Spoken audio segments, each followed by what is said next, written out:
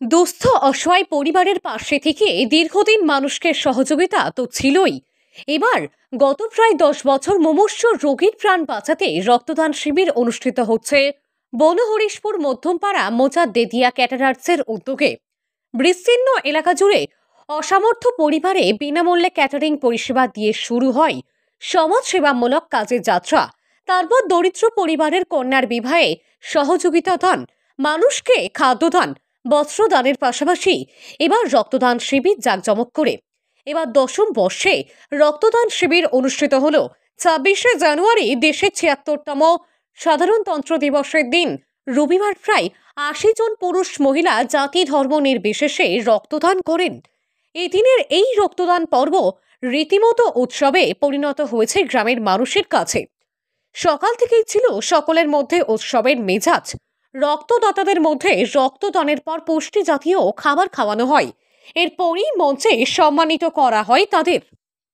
রক্তদানের উৎসব অনুষ্ঠিত হয় মাদ্রাসা প্রাঙ্গণে। অনুষ্ঠানের প্রধান অতিথি হিসেবে হাজির ছিলেন সকলের প্রিয় পাঁচলা পঞ্চায়েত সমিতির পূর্তের কর্মাধ্যক্ষ তথা বনহরিশপুর অঞ্চল তৃণমূল কংগ্রেস সভাপতি আব্দুল মমিন মল্লিক সহ অন্যান্য বিশিষ্ট ব্যক্তিবর্গ। রক্তদান মহৎদান। আমরা সবাই জানি সমাজের মানুষ যে এক বোতল রক্তের অভাবে একটা মানুষ মারা যান। সেই কথা মাথায় রেখেই মোজাদ্দেদিয়া ক্যাটারার যে উদ্যোগ নিয়েছে ওনাদেরকে প্রথম ধন্যবাদ জানাই। এরা যে মানুষের জনকল্যাণ স্বার্থে, মানুষের স্বার্থে, সমাজের স্বার্থে এই উদ্যোগ নিয়েছে আমরা জানি সারা পৃথিবীব্যাপী। হার্ট থেকে আরম্ভ করে মানুষের প্রত্যেকটা অঙ্গ প্রত্যঙ্গ সায়েন্স সব পরিবর্তন করতে শিখেছে, কিন্তু রক্তের কোনো বিকল্প আজও পর্যন্ত সায়েন্স করতে পারেনি। যেজন্য ভারতবর্ষ তথা সারা পৃথিবী জুড়ে এই রক্তের প্রয়োজনীয়তা মাথায় রেখে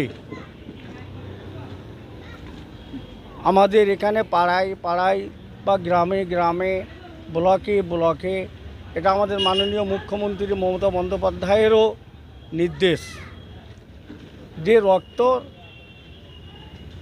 মানুষকে দিতে হবে। উদ্যোক্তাদের কথাই জানা যায় আগামী দিনে এই কর্মকাণ্ডে আরো সুদূর চিন্তাভাবনা রয়েছে।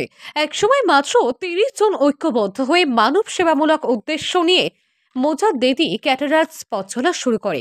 বর্তমানে প্রায় 80 থেকে 100 জন সদস্য। রক্তদান আমাদের একটা প্রচেষ্টা মোজাদ্দেদিয়া ক্যাটারার থেকে।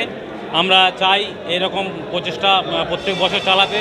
মেনলি যে সমস্ত বাচ্চারা থ্যালাসেমিয়া বাচ্চারা রক্তের অভাবে মারা যাচ্ছে, আমরা চাই তাদেরকে সহযোগিতা করতে, এবং গ্রামের মানুষ যারা রক্তের অভাব বোধ করে, যারা হসপিটাল নার্সিংহোমে রক্তের জন্য অনেক সমস্যায় পড়ে, তাদেরকে যাতে সমস্যার মধ্যে না আসতে হয়। আগামী দিনে আমাদের এই পরিকল্পনা প্রত্যেক 6 মাস অন্তর আমরা এটা করব। অঞ্চল থানাব্যাপী এবং জেলায় যাতে একটা আমাদের সাড়া তৈরি হয় সেরকম আমরা একটা ব্যবস্থা করছি।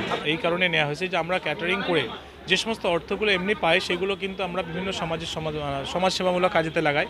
সেই ক্ষেত্রে আমরা দেখতাম সমাজে যে সেবাগুলো করা হয় সেক্ষেত্রে শুধুমাত্র অর্থ দিয়ে সম্ভব নয়।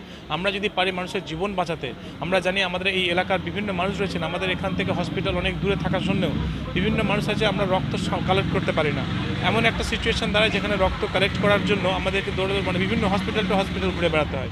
সেই ক্ষেত্রে আমরা চেষ্টা করেছিলাম এই জন্যই যে আমরা যদি নিজেরা আগে রক্ত দান করতে পারি, নিজের যদি সেই রক্তদান করার পরে আমাদের যদি রক্তের প্রয়োজন হয় তখন আমরা অবশ্যই অন্যের প্রাণ বাঁচাতে পারবো, এবং আমাদের যখন প্রয়োজন হবে আমরা অবশ্যই অন্যের জন্য সাহায্যে অন্য বিভিন্ন ব্লাড ব্যাংকের পাশে আমরা দাঁড়াতে পারি, এবং সেখানে আমরা রক্ত দান নিয়ে আমাদের নিজেদের জীবন তথা আমাদের প্রতিবেশী ছাড়া বিভিন্ন মানুষের জীবন বাঁচাতে পারি।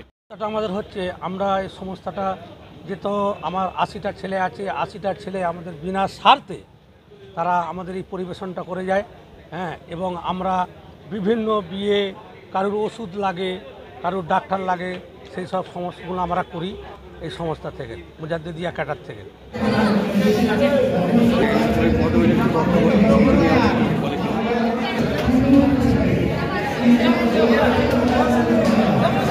হচ্ছে, মানে খুব ভালো লেগেছে। ডোনারও আছে ভালোই, আমরা খুব ভালো লেগেছে। মহিলারাও দিচ্ছে, ভালোই দিচ্ছে মহিলারা। সময় এখন তো শীতকাল, মোটামুটি প্রয়োজনীয়তা রক্তের প্রয়োজন সবসময়ই আছে, কিন্তু গ্রীষ্মকালে যেন করলে এই উৎসবটা থাকলে খুব ভালো হয় আর কি। যে গ্রীষ্মকালের দিকে যেন একটু করেন আর কি। সেখানে যদি 20 জন 30 জনও ডোনার হয় তাদের খুব মূল্যবান।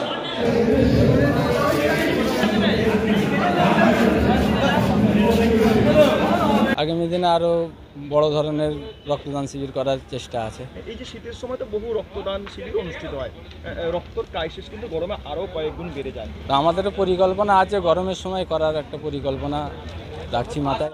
গ্রীষ্মকালে রক্তের সংকট দেখা দেয় বেশি। আগামী দিনে রক্তের সংকটের সময় রক্তদান শিবির আয়োজনে সচেষ্ট হবেন বলে জানিয়েছেন উদ্যোক্তারা।